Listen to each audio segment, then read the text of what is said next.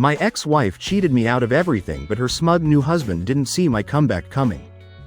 I pulled up to the curb, the engine idling, as my kids Logan and Ava chattered excitedly in the backseat about their first day back at school. Their happiness should have been contagious, but all I felt was a knot of unease twisting in my gut. I didn't need a crystal ball to know what was coming.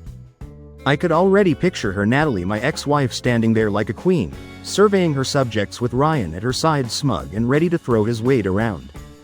It was their signature move, and I was the unwitting audience yet again. "Daddy, are you okay?" Ava's small voice pulled me out of my thoughts. Her wide, innocent eyes stared at me from the rearview mirror, and I forced a smile. "She didn't need to see my tension, of course, sweetheart," I said, my voice steadier. Then I felt, "It's your big day, remember, let's make it awesome." I turned off the car, grabbed my bag, and stepped out, helping Logan and Ava with their backpacks. Their excitement was contagious, a bubble of pure joy in an otherwise tense moment. I was about to close the car door when I saw them, Natalie and Ryan. Their smiles were too wide, their postures too calculated. My stomach sank like a stone, but I kept my expression neutral. No way was I giving them the satisfaction of seeing me rattled. "Jason," Natalie greeted, her voice dripping with faux politeness. "What a surprise to see you here." I resisted the urge to roll my eyes. "It's school drop-off, Natalie, where else would I be?" She smirked, a gesture I'd once found charming but now only found infuriating. "Well, you know, some parents are late or distracted. I wasn't sure if you'd be on time." It wasn't a dig, it was a missile aimed at my character, one she'd been launching since our divorce. Ryan stood behind her, his arms crossed, his face wearing that self-satisfied smirk he always wore. It screamed, "I got your life now. And you're just a supporting character in mine." "Logan," Ava, Natalie squealed, her voice turning syrupy sweet as she crouched to their level. "Come here, my darlings. Did Daddy make sure you had everything for school?" Logan gave her a polite nod while Ava glanced at me before stepping forward hesitantly. My daughter was sharp for her age. She sensed things no one else did, and I could tell she didn't like the tone her mom was using. Ryan chuckled, a low, arrogant sound that grated my nerves. "You know, Natalie, it's so nice to see Jason still trying even after all this time." "Still trying?" I echoed, my jaw tightening. "What's that supposed to mean?" "Oh, nothing," Natalie said, standing back up and brushing invisible lint from her designer coat. "We're just so proud of how you've managed." Managed like my life was a train wreck. They were graciously applauding for staying on the tracks. My fists clenched at my sides, but I forced myself to stay calm. They wanted a reaction, and I wasn't going to give it to them. "Logan, Ava, let's go," I said, my tone firm but kind. I guided my kids away, but of course they weren't finished. "Jason," Ryan called after me, his voice oozing mockery. "Don't take it so personally. We're all here for the kids, right? No need to make it awkward." I turned back, meeting his smug gaze with a steady one of my own. "Awkward? No, Ryan, awkward would be me commenting on your parenting, but I won't stoop that low." His smirk faltered for a split second, and I almost smiled, almost. As I walked my kids toward the school entrance, Logan turned to me. "Why does Mom always act like that?" "She's just being herself," I replied, trying to keep it neutral. He didn't need the ugly truth, not yet, but as I looked back one last time, I caught the faintest shift in Natalie and Ryan's expressions. Their smug smiles had faltered, replaced by something harder to read. For a second I wondered if they'd seen through the calm facade I'd worked so hard to maintain, and then it hit me, maybe they hadn't gotten under my skin as much as they thought. Maybe their cracks were beginning to show. As Logan and Ava skipped ahead, I straightened my shoulders. This wasn't over, not by a long shot. The knot in my stomach from earlier was still there, but it was morphing into something else as I drove away from the school, something sharper. Anger. Natalie and Ryan's smugness wasn't new. I'd lived through enough of their theatrics to know their game, but this time it hit differently. Maybe it was the way they dismissed me in front of Logan and Ava, planting seeds of doubt about me in my kids' minds. Maybe it was Ryan's condescending tone or Natalie's fake smiles that barely masked her digs.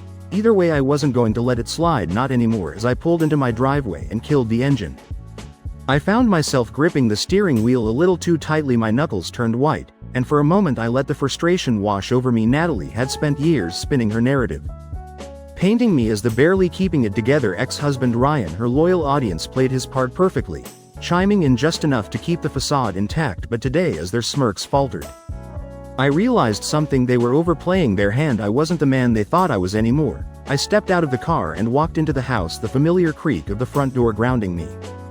The silence was a stark contrast to the chaos at the school, and for a moment I just stood there, letting it settle. Then with a deep breath I headed to my office. If Natalie and Ryan wanted to play games, It was time for me to stop playing along. I booted up my computer, the faint hum of the machine filling the room.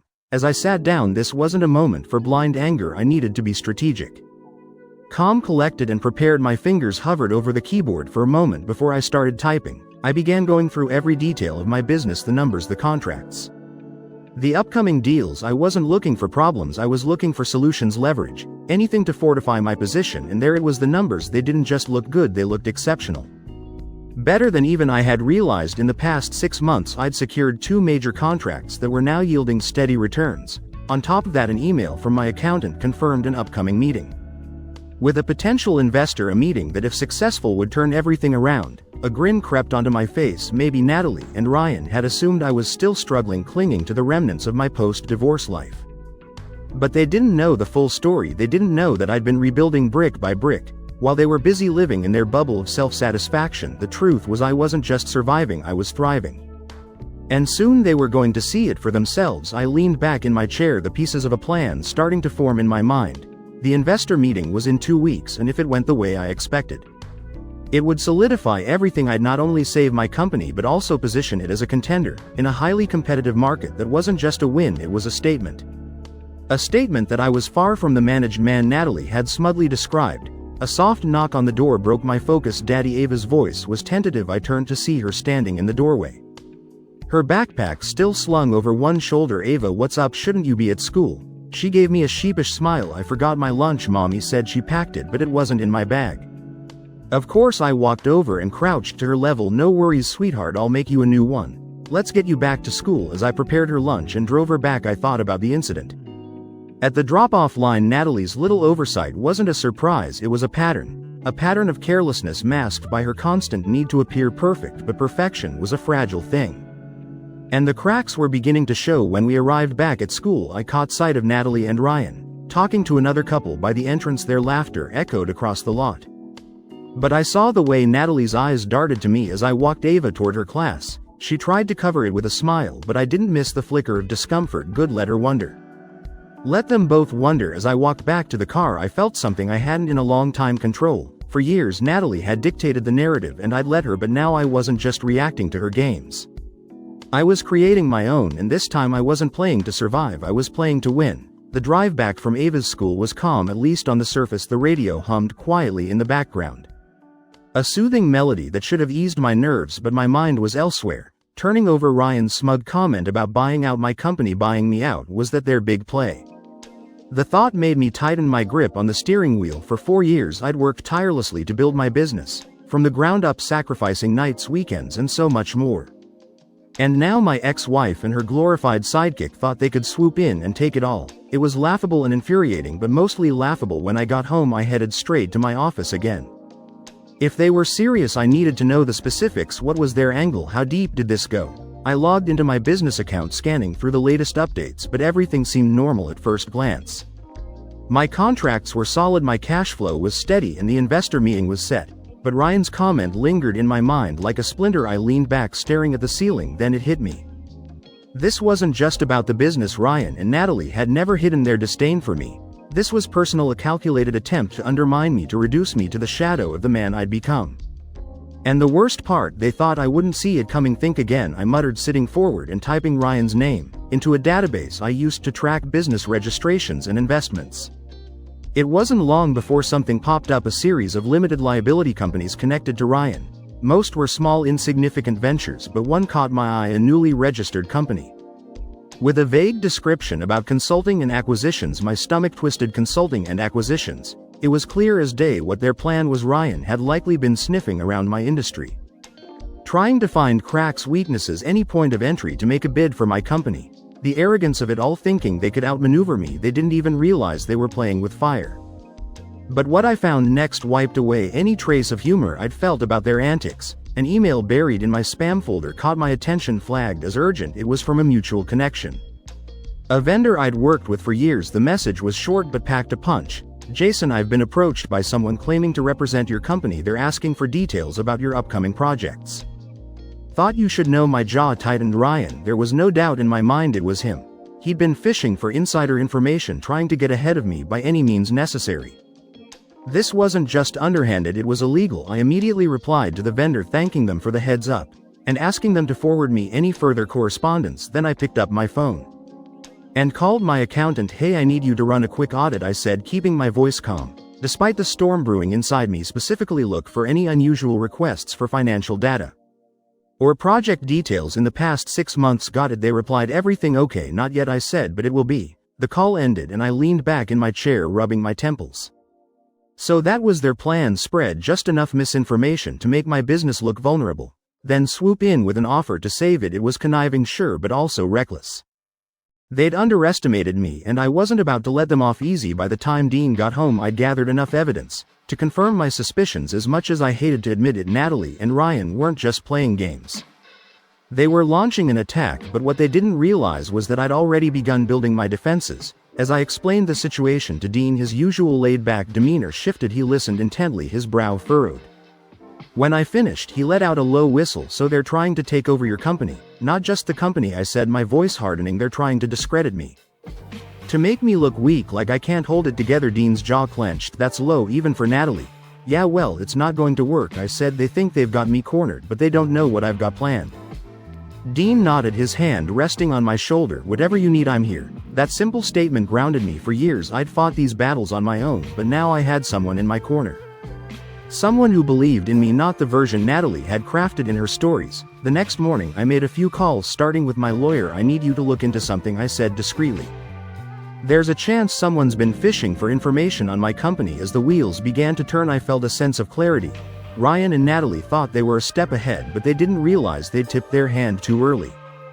Their arrogance had given me the edge I needed, and now it was my turn to act. By the time I got to the office, my inbox had a message from the accountant. The audit revealed another surprising detail: a sudden spike in inquiries from companies connected to Ryan's limited liability company. It was all the proof I needed. This wasn't just a battle anymore, it was war, and I intended to win. As I sat in my office staring at the evidence laid out before me, it became clear that Natalie and Ryan weren't just dabbling in sabotage, they were fully committed. Ryan's limited liability company wasn't just a vanity project, it was a weapon aimed directly at me. I had proof of their attempts to pry into my business and disrupt my partnerships, but that wasn't enough. I needed to turn their tactics against them, to show them that I wasn't the man they thought I was anymore. I leaned back in my chair, tapping a pen against my desk as a plan began to take shape. Natalie and Ryan thought they could exploit my vulnerabilities, but they'd underestimated one crucial detail. I'd spent years rebuilding not just my business but myself. They were still fighting the old me, the one who used to crumble under Natalie's manipulations. That man was long gone. The first step was securing my position. I couldn't risk Ryan making any more inroads with my business partners, so I started making calls. The conversations were brief but strategic. I reached out to key stakeholders, subtly reinforcing our relationships without tipping my hand. I didn't mention Ryan or Natalie, not yet. For now, I simply reminded them of the value we'd built together and the opportunity still ahead. By the time I finished the last call, I felt more confident. My foundation was solid, but that was just the beginning. If Ryan wanted to play dirty, I'd show him how it was done. Legally, of course. I called my lawyer again, this time with a more pointed request. "I want you to dig into Ryan's limited liability company," I said specifically. "I need to know who's backing him and whether there's anything questionable about his dealings." My lawyer didn't miss a beat. "Consider it done. Give me a day or two and I'll have something for you." With that piece in motion, I turned my attention to the upcoming investor meeting. Scheduled for the following week, it wasn't just another meeting anymore, it was my ace in the hole. If I could lock down that deal, it would give me the leverage I needed to counter whatever Natalie and Ryan were planning. I spent the next few hours refining my pitch, anticipating every question and objection that might come up. By the time I was done, I felt ready for anything, or so I thought that evening as I was packing up to leave the office.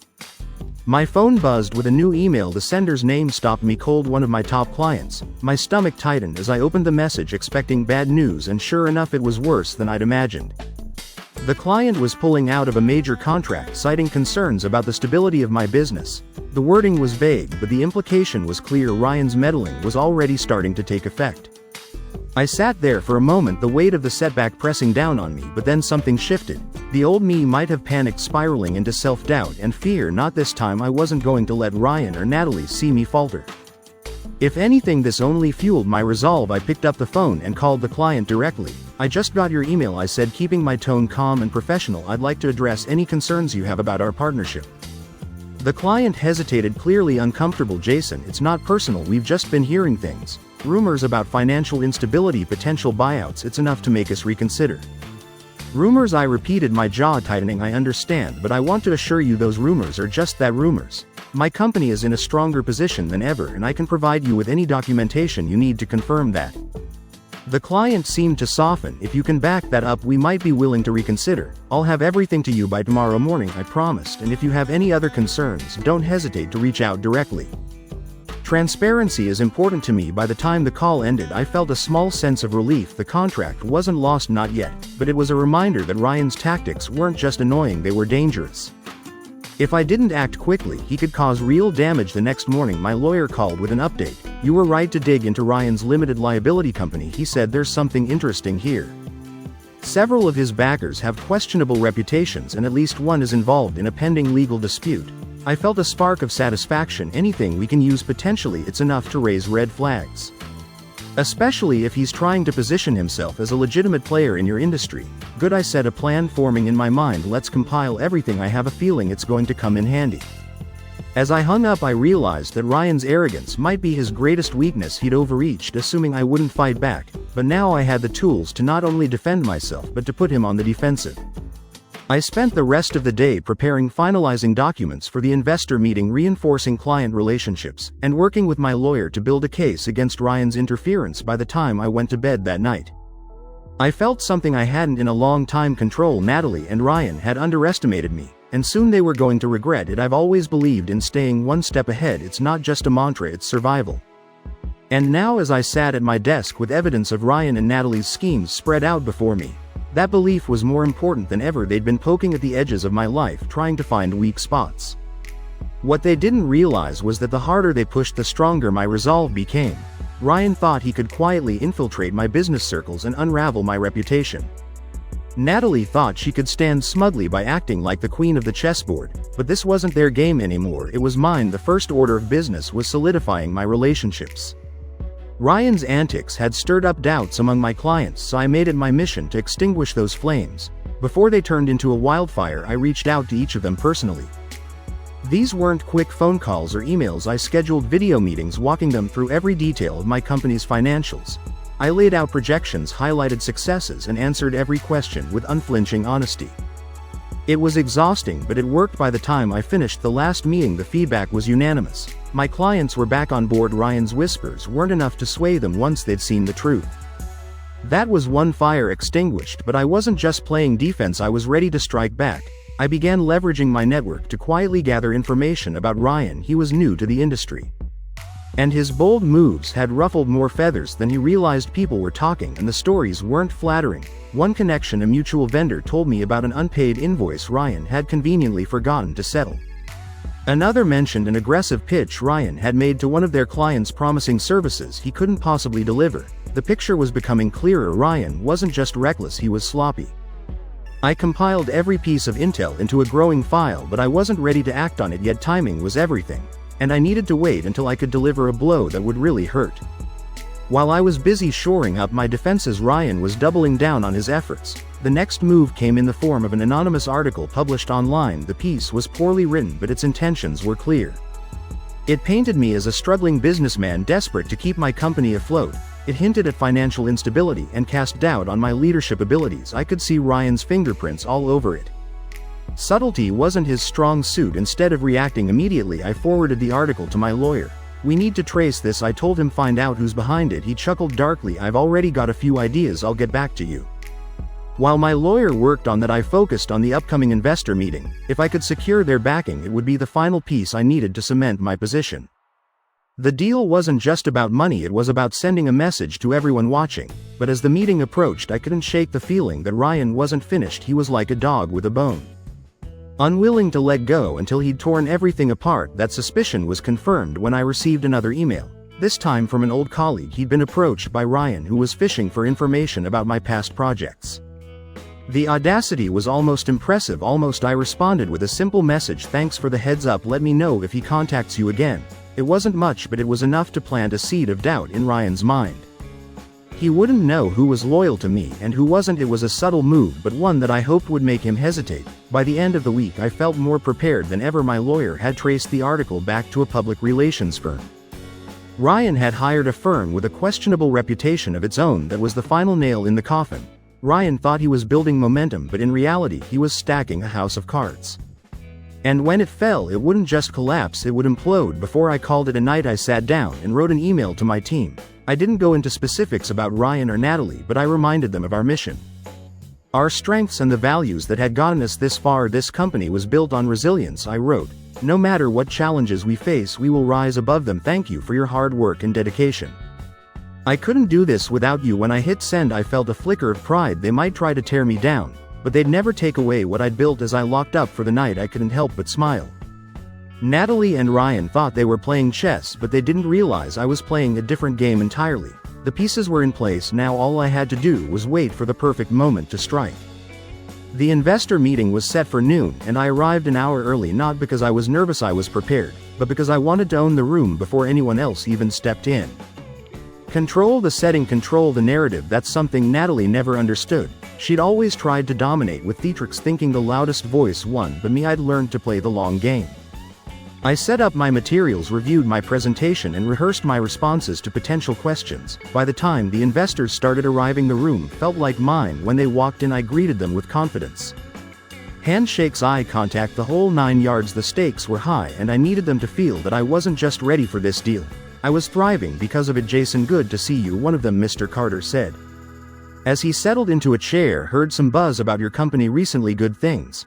I smiled, knowing exactly what buzz he was referring to. Ryan's little smear campaign hadn't gone unnoticed.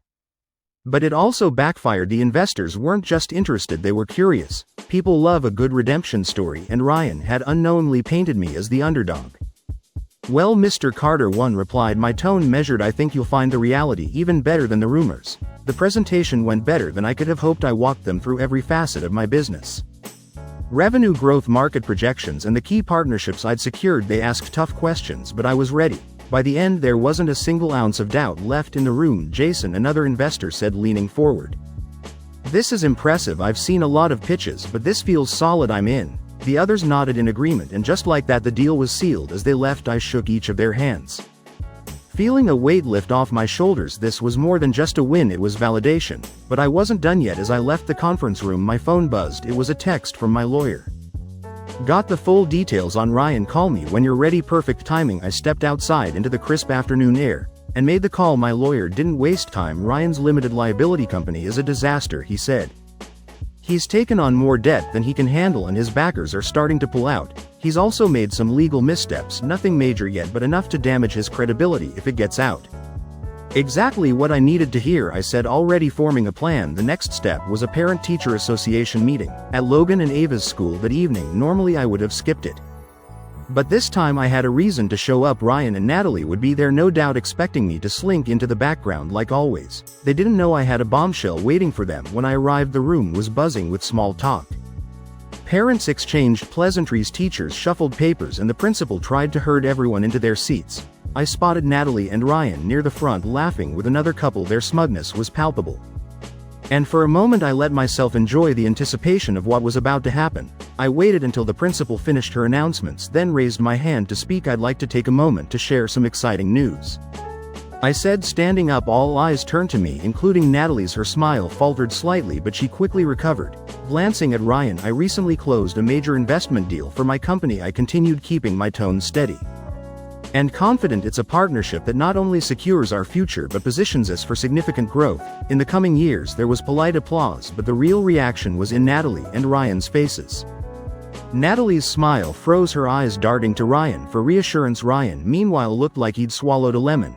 But that's not all, I added, my gaze locked onto Ryan. I'd also like to address some rumors that have been circulating, claims about my company's stability and leadership. Let me be clear, those rumors are false. The numbers speak for themselves, and the support of my investors only reinforces that. The room was silent, and I could feel the tension radiating from Natalie and Ryan. They were cornered, and they knew it. After the meeting, as people filed out, Natalie approached me, her usual composure slipping. Jason, she began, her voice forced. That's great news about your company. Really, thanks, Natalie, I said, my tone polite but firm. It's amazing what you can achieve when you stay focused on the truth. Her smile wavered and she stepped back. Ryan didn't even bother approaching me. He was too busy pretending to check his phone. Avoiding eye contact as I walked to my car, I couldn't help but smile. The bombshell had landed. And the fallout was only just beginning. Ryan and Natalie had played their hand, but now the tables were turning, and I wasn't done yet. By the next morning, the ripple effects of my announcement at the Parent-Teacher Association meeting had begun to spread. Word traveled fast in our shared circles, and the buzz wasn't just about my new investor deal. It was about how I'd effectively shut down the rumors Ryan and Natalie had been trying to spread. It wasn't a win they could ignore, and I knew it wouldn't be long before they tried to counter. Sure enough, my phone buzzed just after lunch. It was a text from Natalie. "Jason, can we talk? It's important." I stared at the message for a moment, debating whether to respond. Natalie rarely initiated contact unless she had an angle, and I had no intention of playing into her hands. After a few seconds, I typed back a curt reply. "Busy, what's this about?" Her response came quickly. "Ryan mentioned something about business conflicts. I think we should clear the air before things get messy." That was rich coming from her. They were the ones who tried to sabotage me, and now she was acting like the voice of reason. Still, her sudden concern piqued my curiosity. I decided to humor her, if only to see what she was angling for. We agreed to meet later that evening at a neutral spot, a small coffee shop downtown. I arrived early, finding a corner table where I could observe the room. When Natalie walked in, she was dressed to impress as usual, her heels clicking against the tiled floor, but there was something different about her demeanor. Less confidence, more tension.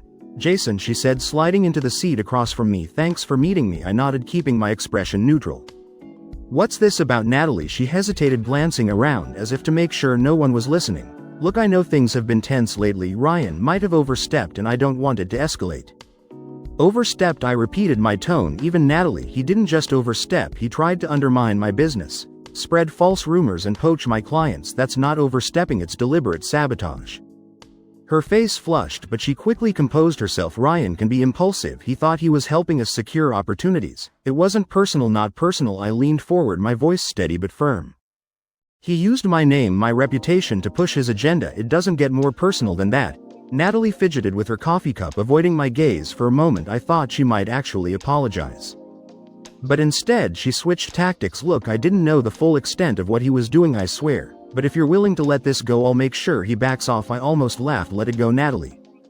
I'm not the one who started this, but I can promise you this, I'm going to finish it." Her eyes narrowed, the tension between us thickening. "What's that supposed to mean?" "It means I'm done playing defense," I said, my voice cool.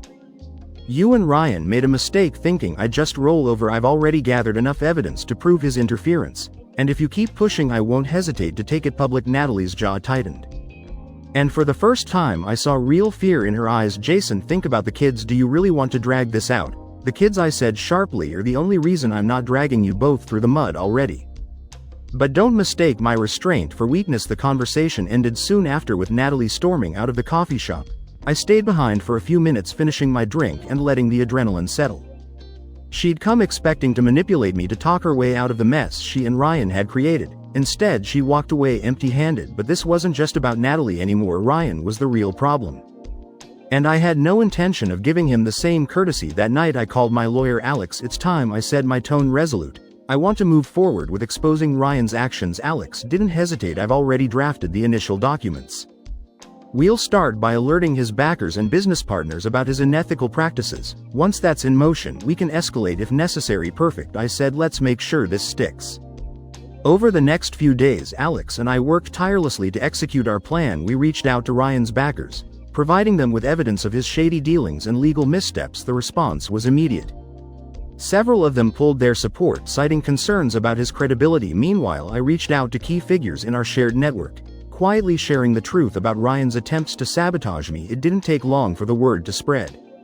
His reputation, once bolstered by Natalie's influence, was quickly unraveling. Then came the icing on the cake. At a business event later that week, I ran into Ryan himself. He tried to act casual, greeting me with a forced smile, but the tension in his posture gave him away. "Jason," he said, extending a hand, "good to see you." "I didn't take it, Ryan," I replied, my voice steady. "How's business?"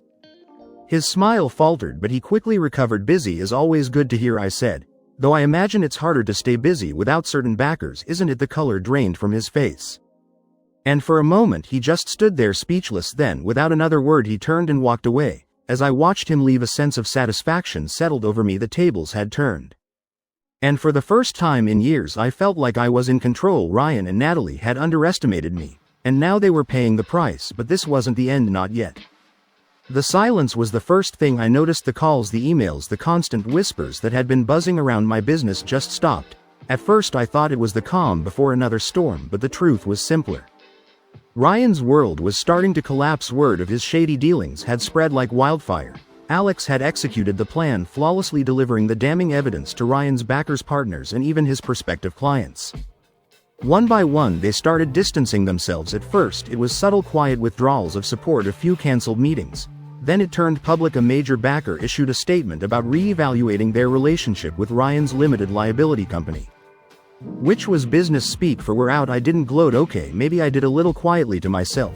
But outwardly I kept things professional. This wasn't about rubbing it in Ryan's face, it was about showing everyone, including Natalie, that I wasn't the pushover they thought I was. By midweek my phone rang, and I wasn't surprised to see Natalie's name on the screen. I debated letting it go to voicemail, but curiosity got the better of me. I answered, keeping my tone neutral. "Natalie." There was a pause, just long enough for me to hear her unease. "Jason," she began, her voice lacking its usual confidence. "We need to talk." Another pause. "About Ryan." I almost laughed. Of course it was about Ryan. She wasn't calling to apologize or make amends. She was calling to clean up the mess she'd helped create. "I'm listening," I said, leaning back in my chair. "He's struggling," she admitted, the words clearly difficult for her to say. "The rumors, the loss of support, it's all hitting him hard. And this concerns me." "How?" I asked. She sighed. "Jason, I know you're angry." "Angry?" I interrupted, my tone sharp. "Natalie, angry doesn't even begin to cover it. Your husband tried to destroy my career, my reputation. He put my business, my livelihood at risk, and now that it's backfiring, you expect me to care about how it's affecting him?" Her silence spoke volumes. Finally she said, "I didn't know it would go this far." I couldn't help but scoff. "You didn't know, Natalie. You stood by and let him attack me, and now you're surprised there are consequences." She tried again, softer this time. "Jason, I know you don't owe me anything, but this is spiraling. Ryan's talking about, well, he's talking about lawyers." Retaliation. That caught my attention. "Retaliation?" I repeated, sitting up. "Retaliation for what? I haven't done anything illegal." "Natalie, can Ryan say the same?" Her breath hitched, and I knew I'd struck a nerve. "Jason, please," she said, her voice cracking. "I just want this to stop." For a moment I almost felt bad for her, almost, but then I remembered the smug looks, the condescending comments, the months of sabotage. "This wasn't my mess to clean up, Natalie," I said, my voice firm. "This stopped being my problem the moment you and Ryan decided to make me your target. If he wants to involve lawyers, let him. I've got nothing to hide. Can he say the same?" She didn't respond. And after a few seconds I ended the call. Whatever fallout Ryan and Natalie were dealing with, they brought it on themselves. Later that day Alex called with another update. "It's worse than we thought," he said, sounding almost impressed. "Ryan's limited liability company is hemorrhaging money. The backers, who haven't pulled out completely, are demanding audits. And it looks like there are some discrepancies." "Discrepancies?" I asked, raising an eyebrow. "Nothing concrete yet, but enough to raise red flags. If those audits turn anything up, Ryan could be looking at serious legal trouble." I leaned back in my chair, letting the weight of his words sink in.